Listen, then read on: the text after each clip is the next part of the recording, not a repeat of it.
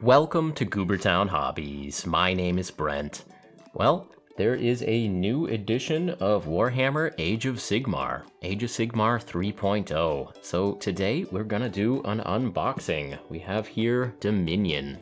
Now this is a nice big heavy red box, and you can see on the back here it tells us that there's a big rule book, a small rule book, some war scrolls, and a couple of armies in there. So let's unbox it and see what we have.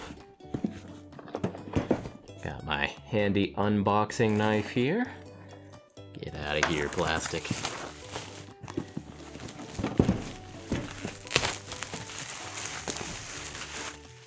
Okay, here we go. Here we go.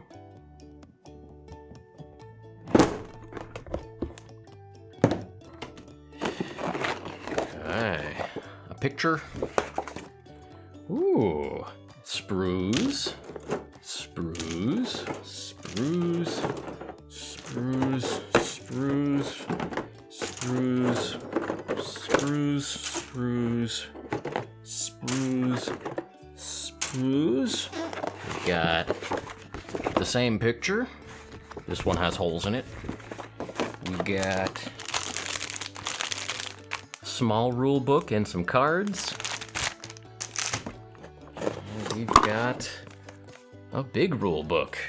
Now, we've got this spacer in here, and the fact that the box was full makes me think that they remembered to put all the sprues in there, so that's good. And we have bases, and we have a box.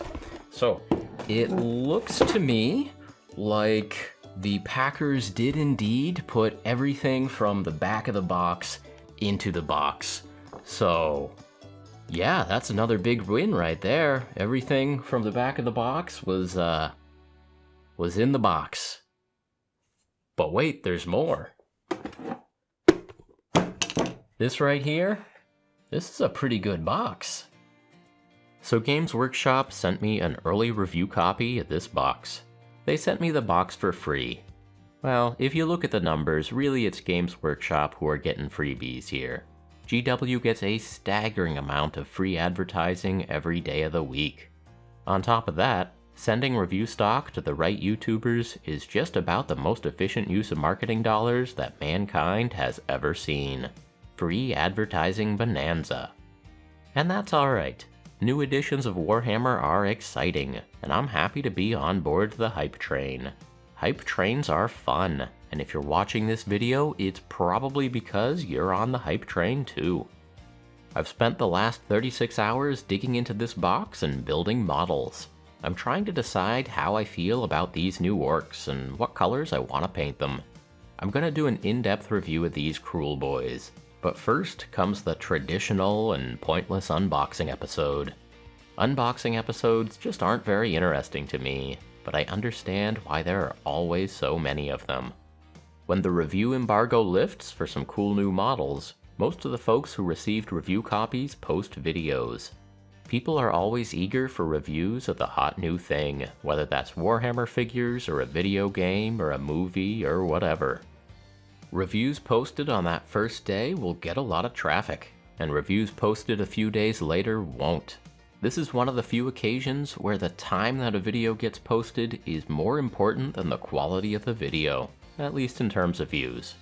So here's what's going on. To review a product, you need to actually use it. To review a model, you need to clip it off of the sprue, you need to glue it together, and you need to paint it. Looking at a pile of sprues can only get you so far. You need to build the model to see if the pieces fit together right and whether the instructions are correct. Are there any awful gaps that need to be filled? Are the models fragile once they're built?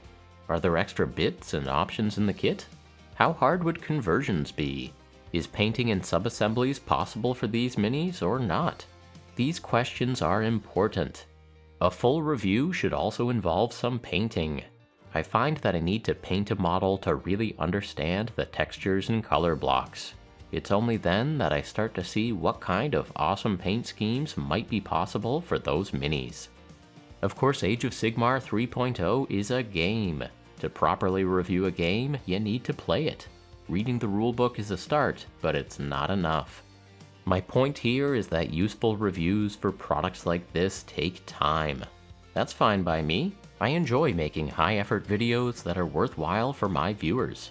Realistically, making a proper review for some of the minis in this box would take me about 1 week of dedicated effort. So how much advance access does Games Workshop give to YouTubers? Is it enough time to actually review the product? Well, the UPS driver delivered this Dominion box to my house 48 hours before the lifting of the review embargo. So far, this is actually the most lead time that I've ever had with a Games Workshop product. And it seems like my past experience is similar to that of other YouTubers. I didn't know whether the box was going to show up or not, but when it did, I made the call to drop everything else that I was doing and crank as hard as I could. What I want to do is paint and review the Cruel Boys, and I will. But there's a massive incentive to make a video in 1 or 2 days. There's a massive incentive to publish something on review day. Filming and editing can take a lot of time. What kind of video can I make on short notice?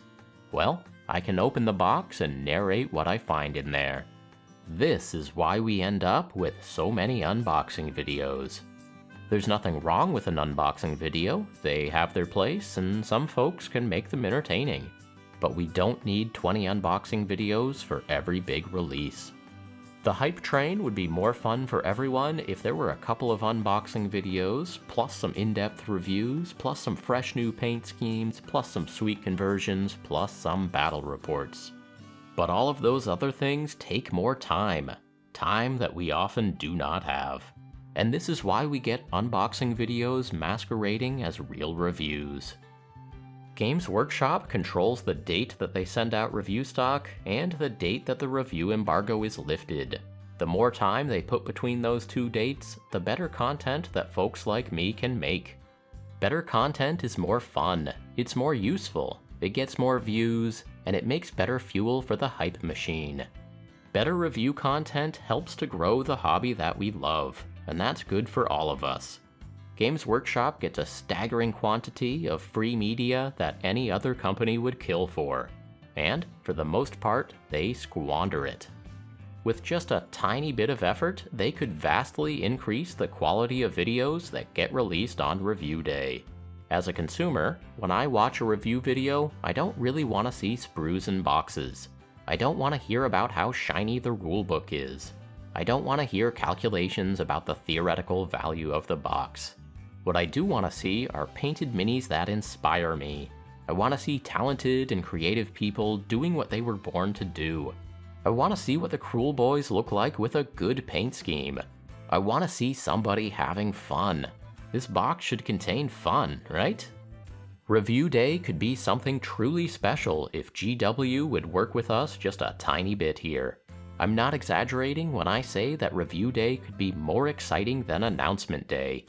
It could essentially be a film festival where we see these awesome new models given the royal treatment by Scott and John and Emil and Guy and Trent and Brent and Casey and Pete and Dana and Vince and Sam and Luke and Eric and Lachlan and Duncan and all your other favorites.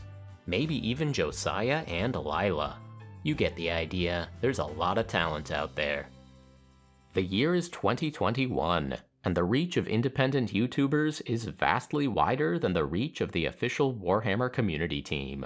All of these individuals love to make Warhammer content, and all of us want to see the hobby grow and flourish. The content creators in this hobby are an asset that most other companies could only dream of. I'm naively hoping that we can teach GW how to stop wasting this valuable resource.